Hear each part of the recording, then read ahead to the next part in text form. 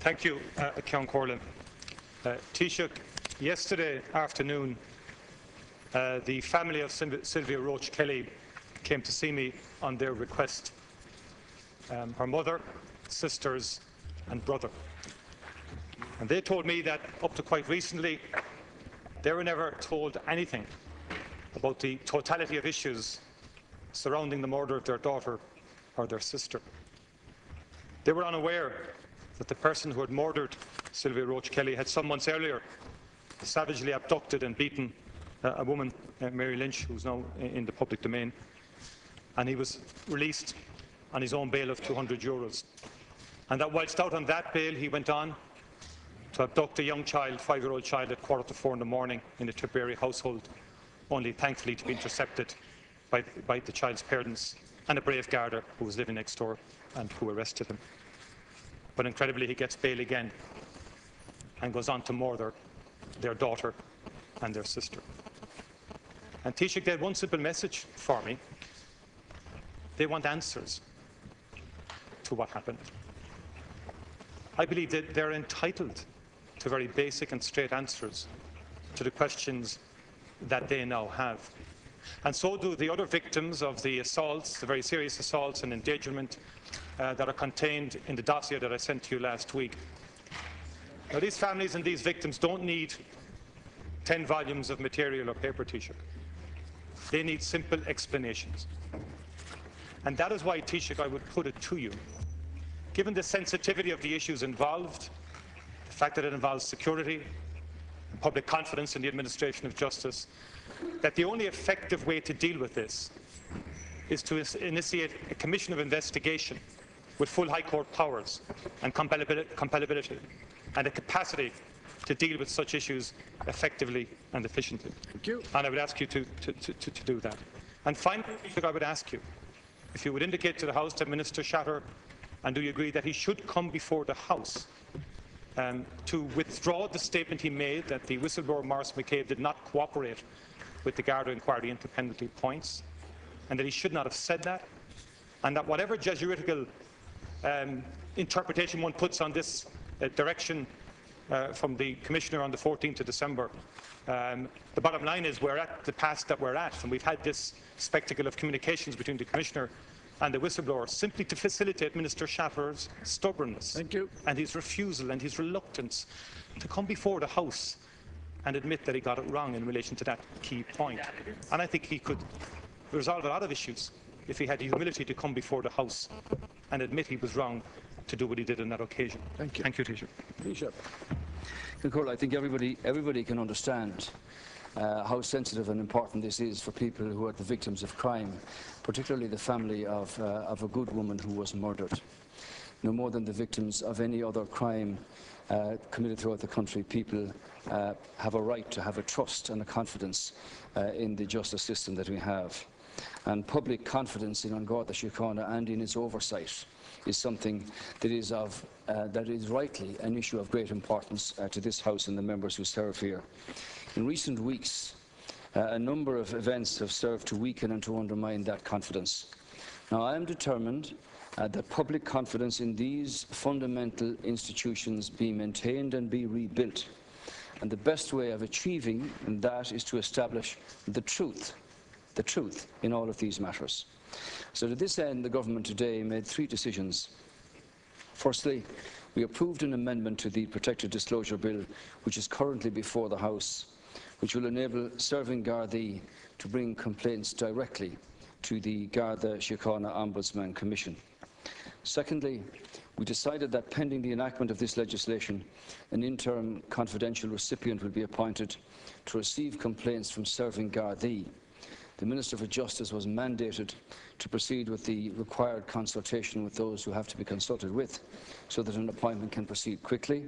And thirdly, we decided to appoint Mr. Shane Gearan SC, an experienced and respected criminal lawyer, to conduct an assessment of the various issues and allegations that have been raised by Sergeant Maurice McCabe since 2008. As members are aware, Deputy Martin gave me material from Garda McCabe last week, which contained very serious allegations against members of the force. I'm aware, as is everyone else, that the good sergeant has been in contact with the Garda authorities, with GSOC, the Department of Justice, the Department of Transport, the Department of the Taoiseach, the Public Accounts Committee, other members of the Oireachtas and the media, as is his right. Much of that correspondence related to the penalty points issue, which was the subject of the report conducted by Garda Assistant Commissioner O'Mahony, which was published last year. The issues raised in the material given to me by Deputy Martin, by you, do not relate to penalty points. Most of the incidents mentioned have now been publicised in the media, whether in the newspaper reports or on television. They include a number of very serious allegations against people, including serving members of the Garda Síochána, which I am not in a position to either investigate or to verify. Many of these allegations have been the subject of investigation by senior Gardaí, by the Garda Ombudsman Commission, and or by the Director of Public Prosecutions. In some cases, people have been tried and people have been convicted. In addition, we must all be mindful that there are currently at least 2 court cases ongoing which relate directly to these issues. In dealing, therefore, with these matters, it's important for us to remember that these were not victimless crimes. They have been very painful for families and for victims. Deputy Martin's alluded to that directly. That's why I regard the issues at Cairncole as being very serious, and I've considered them carefully. However, I am not in a position to verify the veracity or to investigate the claims, nor would it be feasible nor appropriate for me to seek to investigate whether and how these matters were dealt with by the Garda authorities, the GSOC and the DPP, all of whom are quite properly independent in the conduct of their responsibilities. I am, however, acutely conscious that the scale of the public discussion around these matters could have implications for confidence in the administration of justice in our country. There is a need to address these concerns and to put in place a process that can do so quickly and effectively. And for that reason, the Government has asked an independent objective legal expert, Mr. Sean Gearan SC, to examine and assess all the relevant papers and to recommend what further action might be taken. If he recommends a commission of investigation should be established, this will be done. The terms of reference for this work are currently being finalised. The report, which will be completed before the Easter recess, hopefully, will be laid before the Oireachtas by me and published. I believe that this is a prudent way to proceed in view of all of the comments and allegations and documents that surround these matters. In addition, the Government agreed last week that recent events have now given rise to a clear need to review the operation of the oversight structure and the relevant legislation. And that is why the proposed public hearings by the Oireachtas Justice Committee into these matters are crucial, and I hope that they can commence as soon as possible at Cairncole. Judge Cook may also make recommendations in that regard, as may Mr. Gearan. It is my intention that the Government will bring forward proposals for the reform of the current Garda oversight and complaints systems by the summer. It's my clear view that the current system is not working as effectively as our citizens and as our police force deserve, and that our democracy requires.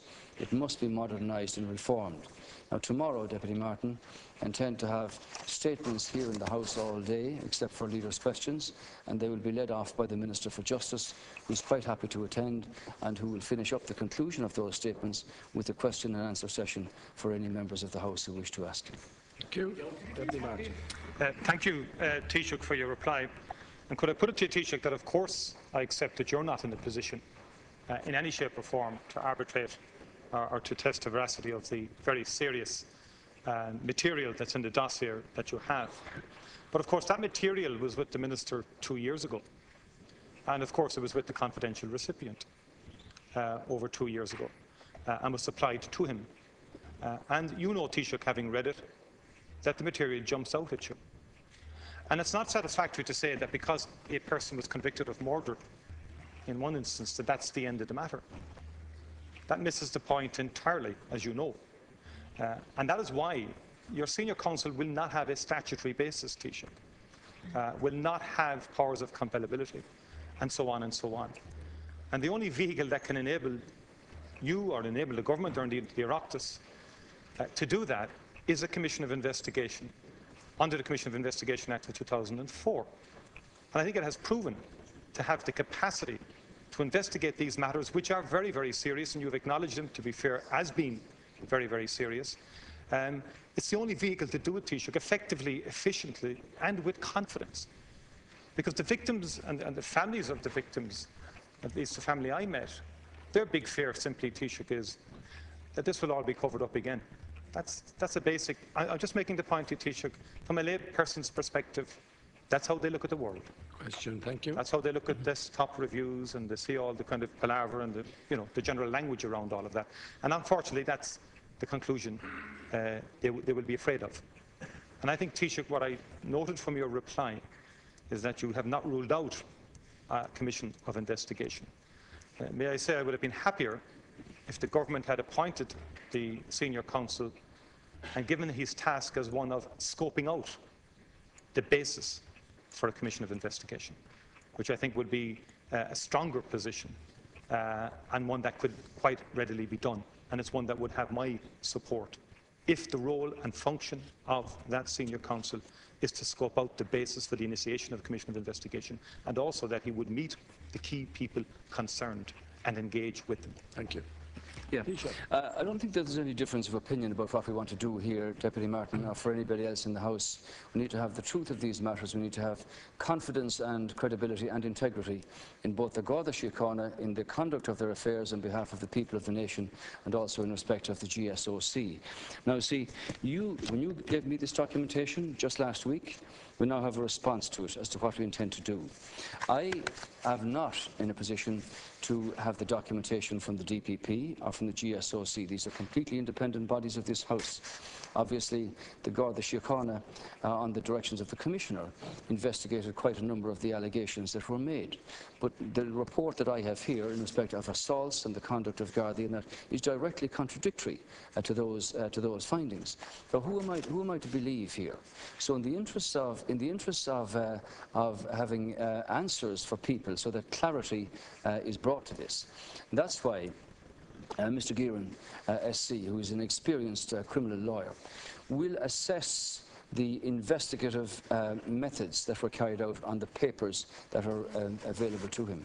And I expect that everybody will cooperate with this, both in terms of the Gardaí, the DPP where relevant, the GSOC, and the confidential recipient, plus the Department of Justice.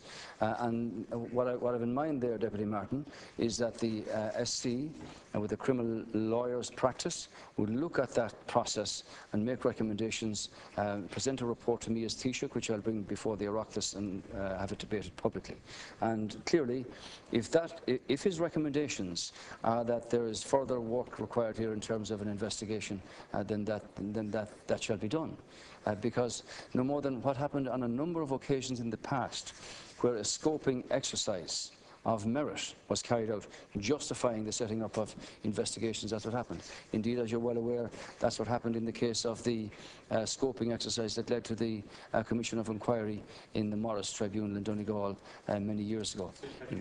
Well, what will happen now, Deputy Martin, is that the SC will start work immediately.